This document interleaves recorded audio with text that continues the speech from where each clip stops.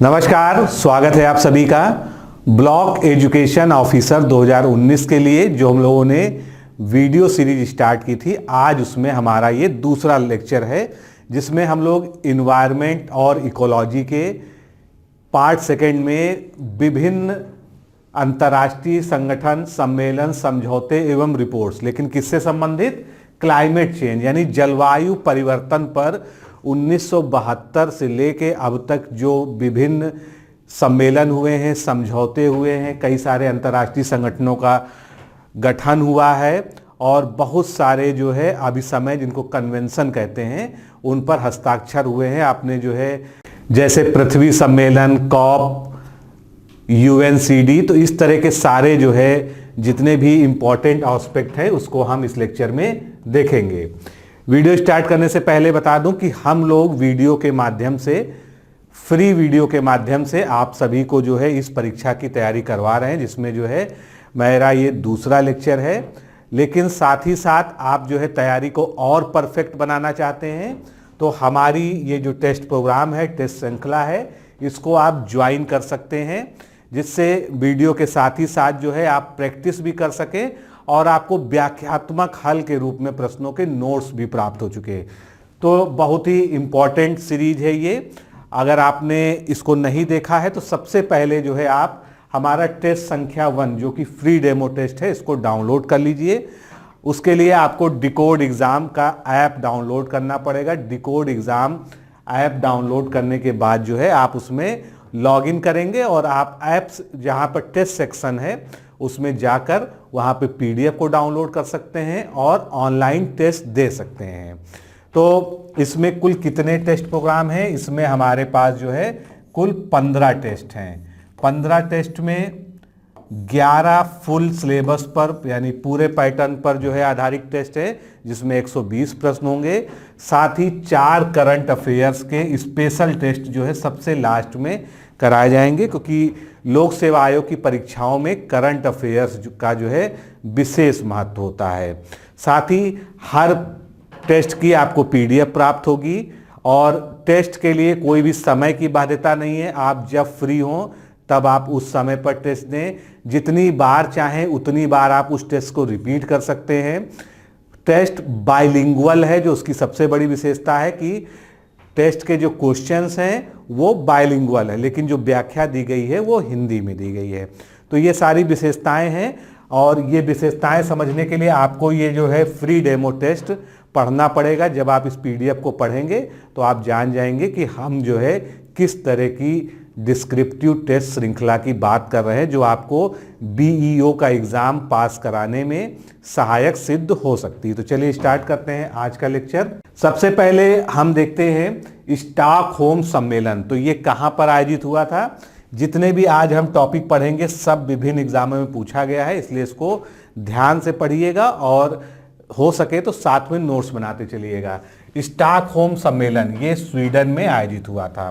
तो विश्व पटल पर यानी वैश्विक मंच पर पर्यावरण के संरक्षण और संवर्धन हेतु समस्त देशों का एक साझा दृष्टिकोण विकसित करने हेतु 5 जून 1972, ये तिथि बहुत ही इंपॉर्टेंट है। 5 जून 1972 को इस सम्मेलन का आयोजन स्वीडन में हुआ था और इसे पर्यावरण का मैग्ना कार्टा कहते हैं, क्योंकि पहली बार जो है पूरे विश्व ने सम्मिलित रूप से पर्यावरण का संरक्षण करने के लिए आपस में जो है एक जो है बैठक की और उसमें डिसाइड किया गया कि हम जो है पर्यावरणीय खतरों के प्रति गंभीर हैं और हम इसकी रक्षा करेंगे। तो पर्यावरण का मैग्ना कार्टा इसीलिए इसको कहा जाता है। इस समय इस सम्मेलन में 119 देशों ने पहली बार एक ही पृथ्वी का सिद्धांत स्वीकार किया, यानी सभी लोग अलग अलग देश तो हैं लेकिन पृथ्वी एक ही है।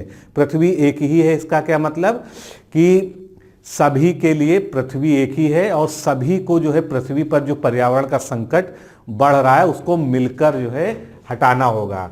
1972 में ही संयुक्त राष्ट्र पर्यावरण कार्यक्रम यानी यूनाइटेड नेशन इन्वायरमेंटल प्रोग्राम अस्तित्व में आया।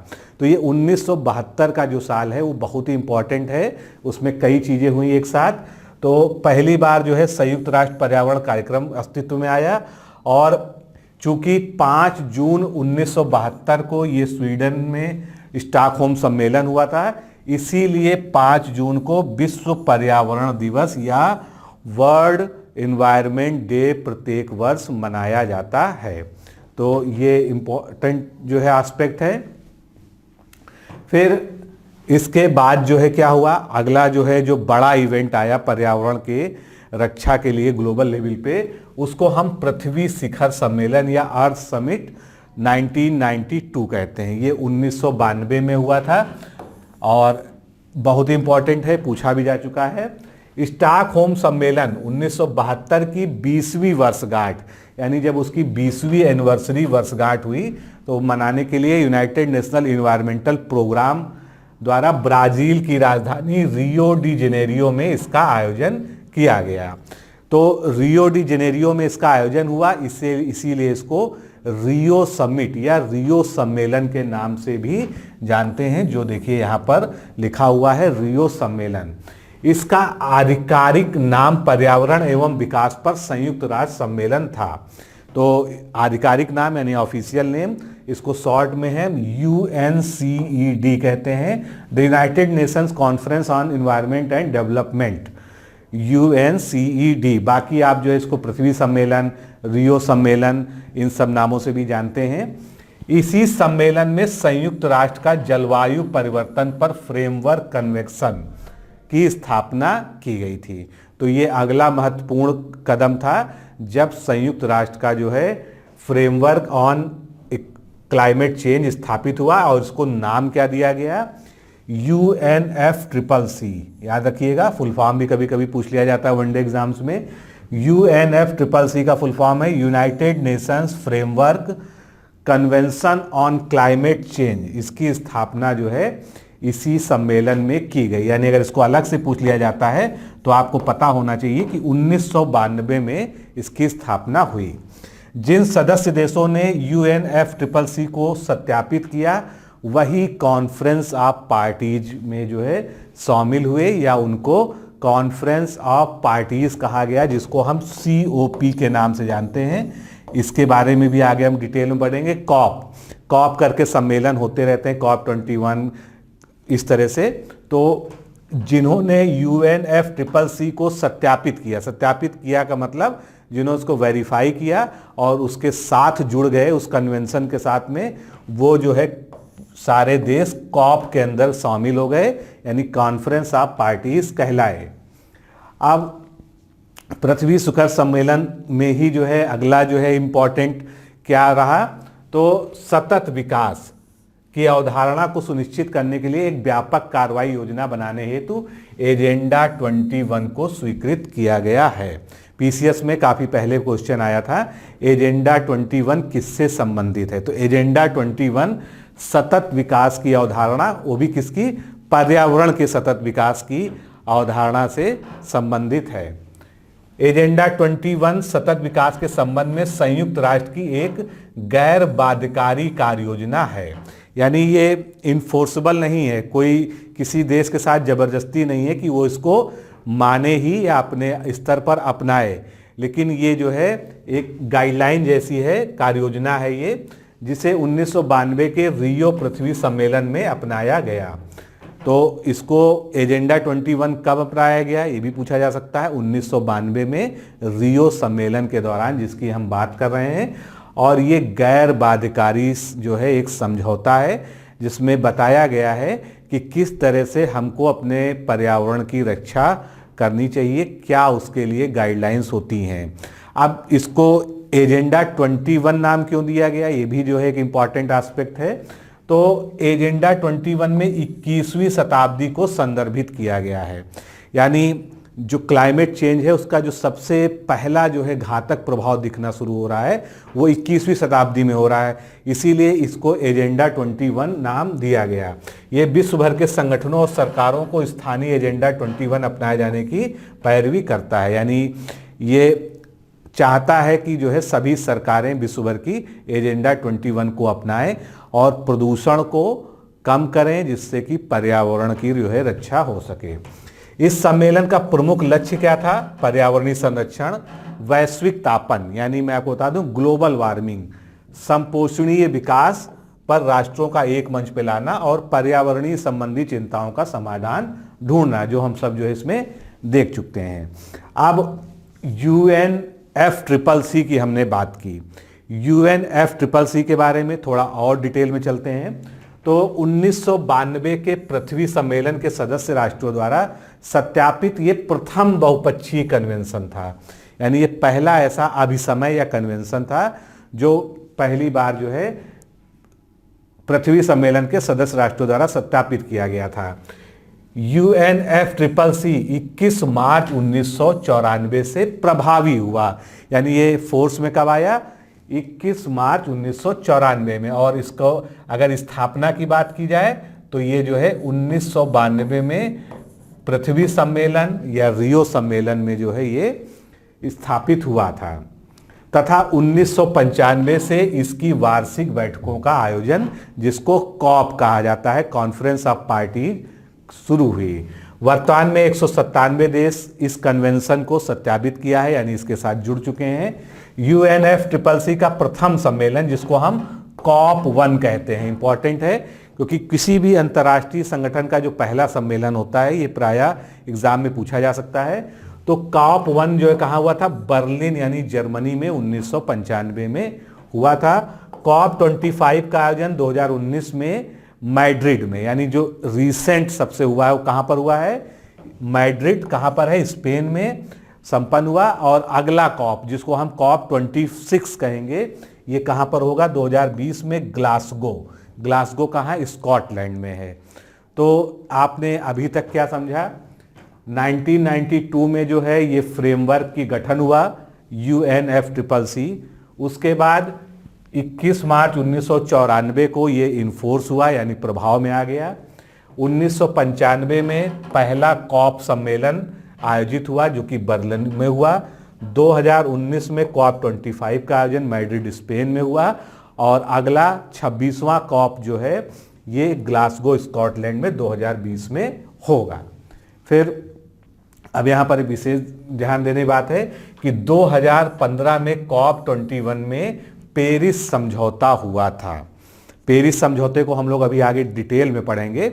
सबसे पहले समझ लीजिए कि पेरिस समझौता जो है ये COP21 में यानी 2015 में, तो दोनों चीजें आप रखनी है आपको कि पेरिस समझौता 2015 में और COP21 के दौरान इस हुआ था, जिसमें कार्बन उत्सर्जन एवं जलवायु परिवर्तन पर एक अंतर्राष्ट्रीय व्यवस्था को अपनाए जाने के लिए सहमति कई देशों में व्यक्त हुई थी। और इसमें कई सारे विवाद भी रहे, कई सारी कंट्रीज जुड़ी, फिर बाद में अलग हो गई। उसको हम जो है पूरा जब आगे पढ़ेंगे तो वहाँ पर समझेंगे। अब क्योटो जो है जापान में एक जगह है, यहाँ पर एक सम्मेलन हुआ था जिसको क्योटो प्रोटोकॉल के नाम से जाना गया बाद में।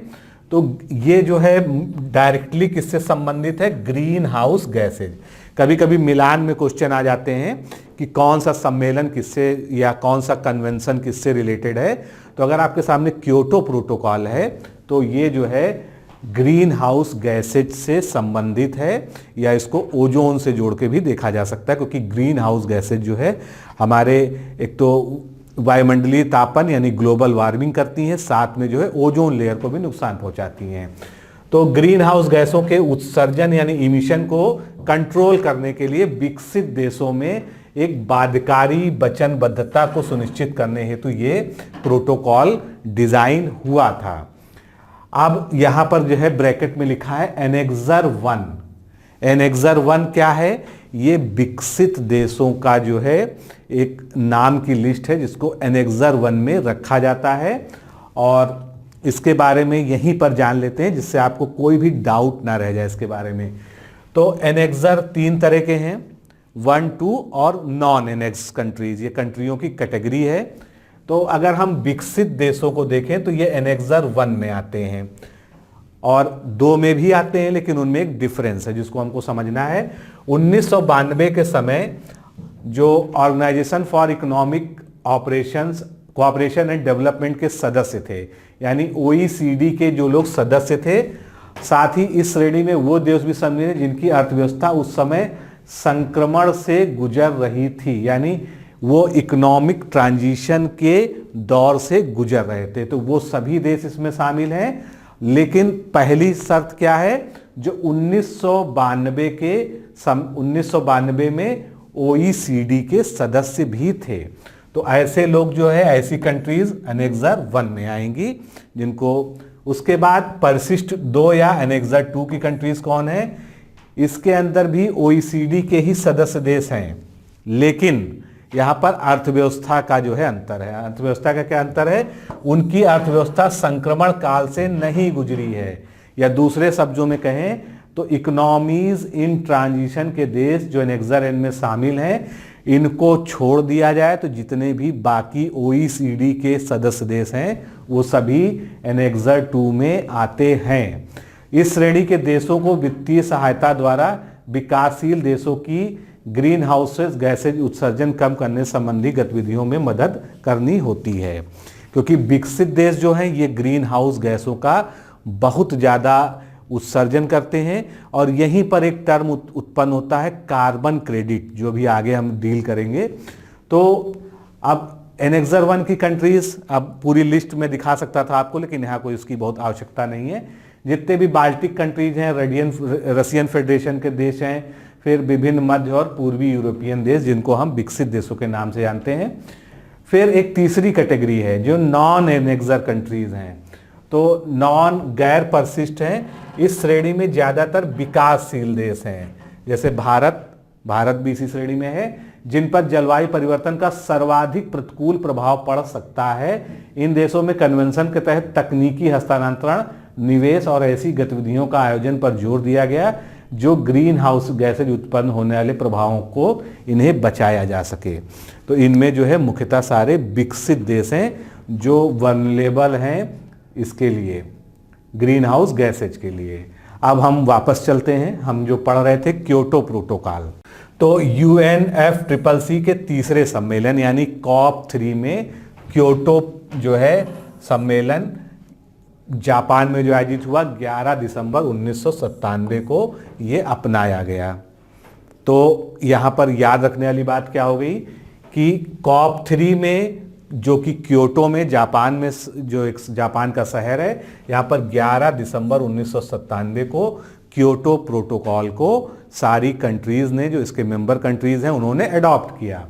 इसके बाद यह 16 फरवरी 2005 को प्रभावी हुआ, क्योंकि हमेशा जो है जो डिक्लेरेशन होता है या जो कोई भी कन्वेंशन है उसके एडॉप्शन की डेट और उसके जो है इन्फोर्स होने की डेट, दोनों में अंतर होता है। तो 16 फरवरी को यानी 1997 में ये जो है अपनाया गया प्रोटोकॉल, लेकिन ये प्रभावी हुआ 16 फरवरी 2005 को। अब इसमें 2 प्रतिबद्धताएं रखी गई। वो 2 प्रतिबद्धताएं आपको पता होना जरूरी है एग्जाम के पॉइंट ऑफ व्यू से। सबसे पहला जो लक्ष्य रखा गया 2008 से 2012 की अवधि के लिए, 2008 से 2012 की, इसमें कहा गया कि ग्रीन हाउस गैसेज के उत्सर्जन को 1990 के स्तर से 5.2% की कटौती करनी है। यानी 2008 से 2012 के लिए क्या प्रतिबद्धता रखी गई कि जो ग्रीन हाउस गैसेज हैं इनका जो इमिशन है उसका जो स्तर है 1990 में जो इमिशन हो रहा था उसके स्तर से 5.2% की कटौती करनी है। उसके आगे के लिए क्या डिसाइड किया गया कि 2013 से लेके और 2020 के मध्य शामिल देशों द्वारा 1990 के स्तर से ग्रीन हाउस गैसेज में 18% की कटौती करनी है। तो आगे के लिए बड़ा लक्ष्य रख दिया गया कि 18% जो है 1990 के स्तर से कटौती करनी है। भारत अब इसके साथ कब जुड़ा, यानी भारत जो है क्योटो प्रोटोकॉल के साथ कब आया, 8 अगस्त 2017 को क्योटो प्रोटोकॉल की अवधि पर हस्ताक्षर एवं अनुमोदन किया गया। ये भारत द्वारा किया गया, काफी सोच विचार कर जो है 8 अगस्त 2017 को। अब हम आगे चलते हैं। क्योटो प्रोटोकॉल के बाद जो है जो पृथ्वी के ही 3 सम्मेलन कहे जाते हैं, Rio+5, Rio+10 और Rio+20 सम्मेलन। तो इनके बारे में शॉर्ट में देख लेते हैं। मुख्य तो इनकी जो है जो ईयर है उस इम्पॉर्टेंट है और स्थान इम्पॉर्टेंट है।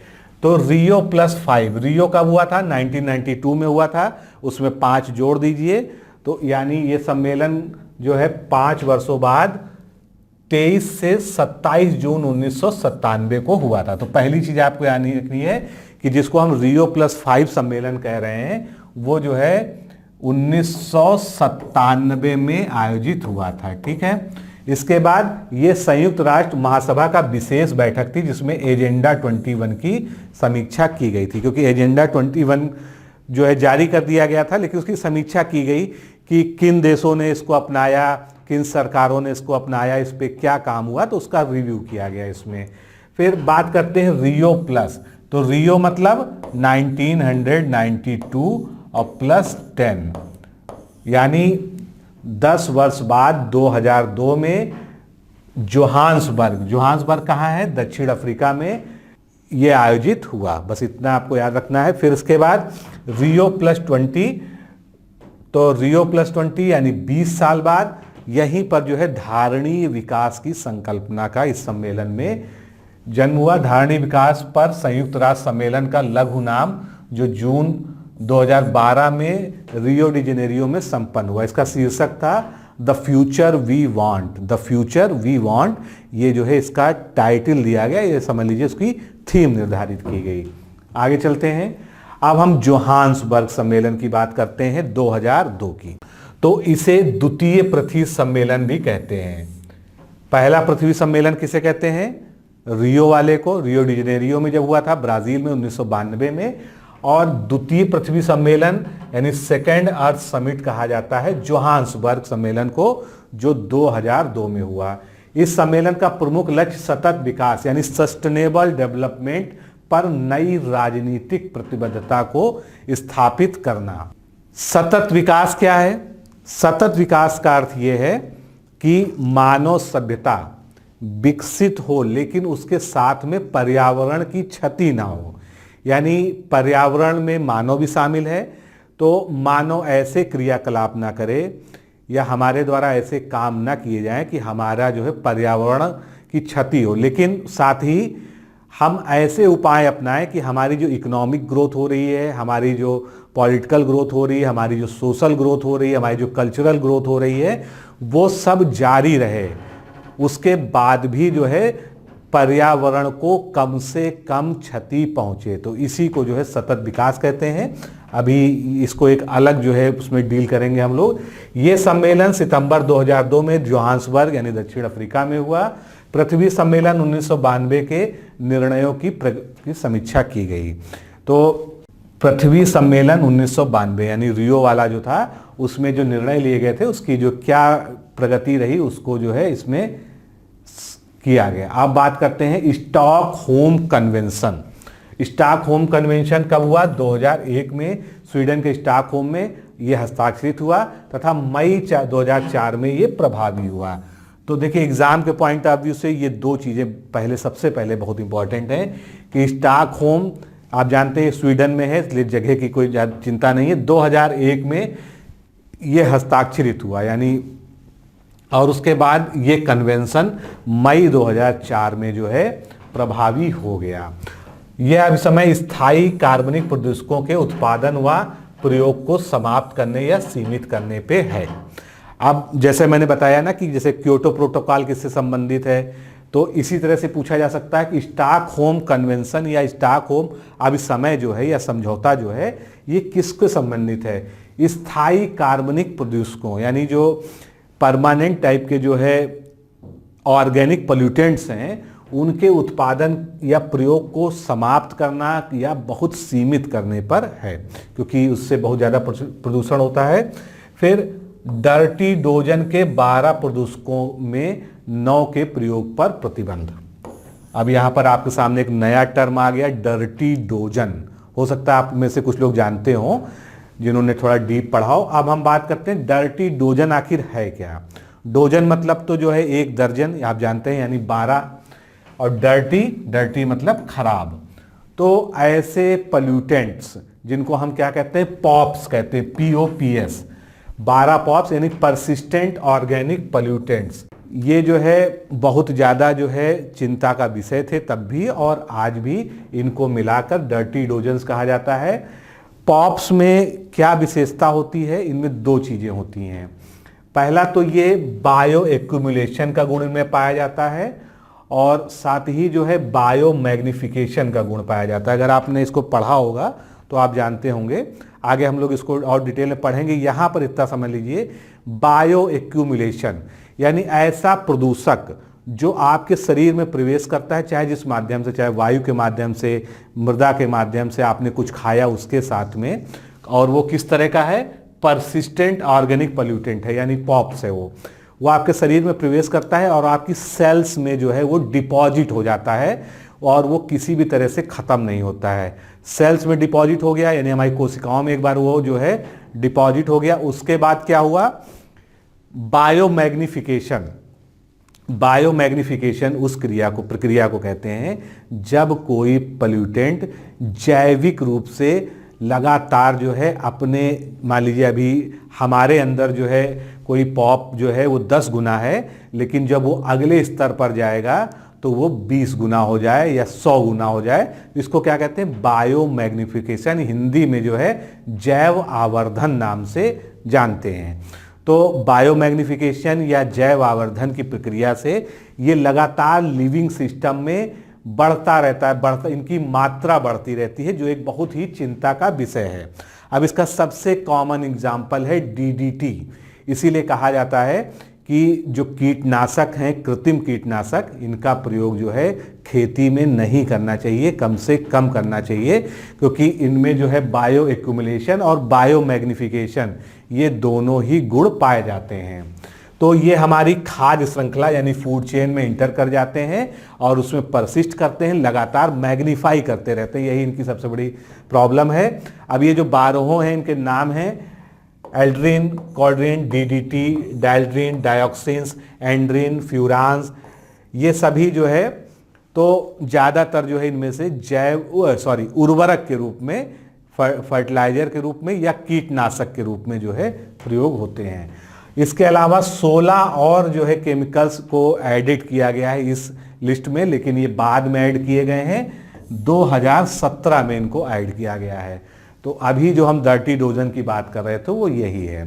तो आगे चलते हैं। अब डर्टी डोजन आप समझ गए, तो डर्टी डोजन के 12 प्रदूषकों में से 9 के प्रयोग पर प्रतिबंध लगाना, डीडीटी के प्रयोग को सीमित किया गया। 9 को तो पूरी तरह से खत्म कर दिया गया, लेकिन डीडीटी के बिना उस समय काम नहीं चल रहा होगा, तो उसके प्रयोग को लिमिट करना। इसके बाद ये जो स्टॉकहोम कन्वेंशन है, इस पे 179 जो है लोगों ने, देशों ने हस्ताक्षर किए हैं, यानी वो इसके जो है पक्षकार हैं। अमेरिका, इजराइल, मलेशिया, इटली जैसे देशों ने इसकी पुष्टि नहीं की है। यानी कह सकते हैं जो विश्व की महाशक्तियां हैं, जो विकसित देश हैं, उन्होंने इसकी पुष्टि अभी तक नहीं की है। अब अगला एक जो है लेते हैं आईपीसीसी। आईपीसीसी का full form inter governmental panel on climate change. ये जलवायु परिवर्तन पर अंतर सरकारी पैनल है, ये अंतर्राष्ट्रीय पैनल है। जलवायु परिवर्तन का आकलन करने हेतु आईपीसीसी एक सर्वोच्च वैज्ञानिक इकाई है। यानी ये क्या है, एक साइंटिफिक जो है इंस्टीट्यूशन है जो जलवायु परिवर्तन यानी क्लाइमेट चेंज का जो है आकलन करती है, समीक्षा करती है उसकी।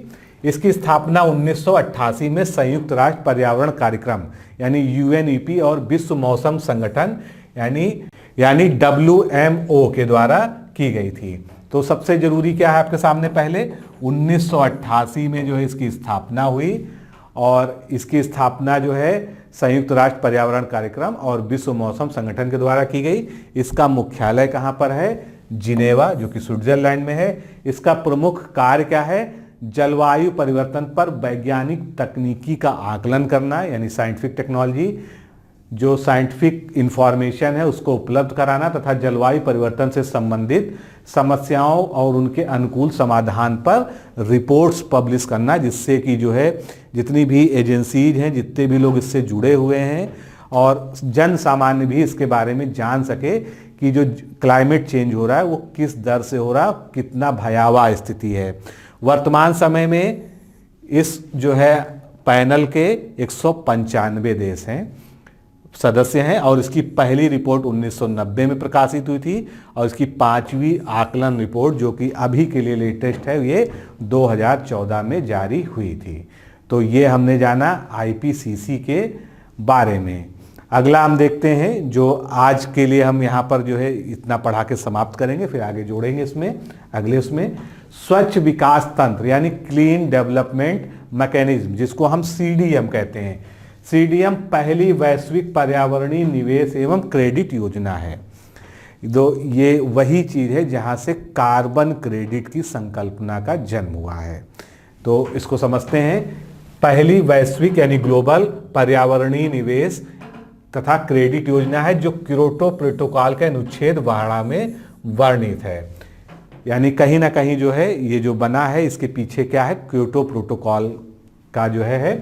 इस तंत्र के अंतर्गत एनेक्सर 1 में, जिसको हमने देखा था एनेक्सर 1 कंट्रीज जो विकसित हैं में शामिल विकसित देश या उनकी कंपनियां या अन्य विकासशील देशों के उत्सर्जन कटौती करने वाले प्रोजेक्ट में निवेश कर कार्बन क्रेडिट प्राप्त कर सकती है। ऐसी परियोजनाएं उदाहरण के तौर पर सौर पैनलों द्वारा विद्युतीकरण, बिक्री योग्य सर्टिफाइड एमिशन रिएक्शन क्रेडिट प्रत्येक 1 टन CO2 के बराबर अर्जित कर सकती है। फिर यहाँ पर क्या है, कार्बन क्रेडिट का मतलब क्या है। जिस तरह से क्योटो प्रोटोकॉल में जो है लक्ष्य दिया गया था कि इससे इतने तक जो है हमको कार्बन इमिशन को जो है कितने % तक कम लाना है 90 के जो है संदर्भ में, तो विकसित देश हैं अगर वो जो है इसको नहीं कर पाएंगे तो उनको क्या होगा, जो कार्बन क्रेडिट को खरीदना पड़ेगा। यानी उनको एक तरह से नुकसान उठाते हुए, क्योंकि जब ये बाध्यकारी समझौता है हस्ताक्षर कर चुके हैं, अगर उस लेवल तक जो है कार्बन इमिशन को वो नीचे नहीं ले जाते हैं, विशेषकर CO2 की बात होती है, कार्बन की जहाँ तक बात करें, तो ऐसी स्थिति में जो है उनको कहीं ना कहीं से कार्बन क्रेडिट खरीदना होगा। और जो ऐसी देश हैं जहाँ पर ग्रीन इकोनॉमी है, जहाँ पर जो है प्रदूषण कम है, तो ऐसे कंट्रीज़ क्या है उनके पास जो है उन्होंने अपने हिस्से का तो जो कार्बन की कटौती करनी थी वो कर दी, लेकिन उसके अलावा भी वो जारी रखें। तो क्या है उनके पास जो है एक्स्ट्रा स्टॉक हो गया, एक्स्ट्रा क्रेडिट पॉइंट्स हो गए हैं। अब वो एक्स्ट्रा क्रेडिट पॉइंट्स का क्या है, वहाँ उसका भी व्यापार हो रहा है। तो जो विकसित देश हैं वो जो है उन देशों से कार्बन क्रेडिट्स को खरीद लेते हैं, जिससे उनके जो है नंबर बराबर हो जाएं कि उन्होंने भी जो है कार्बन कटौती सीधे सीधे तो नहीं की, लेकिन उसके लिए पैसा खर्च किया। तो इस चीज़ को और डिटेल में हम अगले लेक्चर में समझेंगे। ये पूरा मैकेनिज्म क्या है, कार्बन क्रेडिट का स्थानांतरण कैसे होता है, और इसके अलावा जो बाकी अंतर्राष्ट्रीय संगठन हैं, समझौते हैं जो अभी बचे हुए, अभी कई सारे हैं, पेरिस समझौता, ये सभी हम लोग अगले लेक्चर में देखेंगे। तो दोस्तों आज के लिए इतना ही। लेक्चर को शेयर जरूर करिए और कैसा लग रहा है आपको ये जरूर बताएं। नमस्कार, धन्यवाद।